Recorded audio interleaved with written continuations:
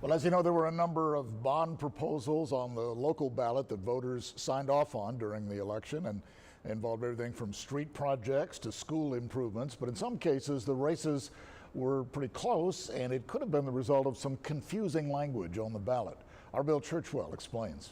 Voters in Sinton passing a school bond worth more than $100 million of improvements for the school district, something that includes a brand new high school. Superintendent Dr. Chad Jones calling it a win for the community. And it's all going to be able to be done without having to raise our tax rate, which we think is very important. But despite those improvements coming at no property tax increase, there were still a number of folks who voted against the measure. And it might have something to do with this. On the ballot, a single sentence that reads, "This is a property tax increase." And it's not the only instance where we found this language on the ballot. It was also mentioned in GPISD's school bond, despite that school district saying there would not be a property tax increase there as well. We also found this wording on the CCISD school bond proposal, again, where there is not actually going to be a tax increase. So what gives? The simple answer is this. It all has to do with a new law passed back in 2019 that is part of House Bill 3 that states that all bond proposals must have the following wording: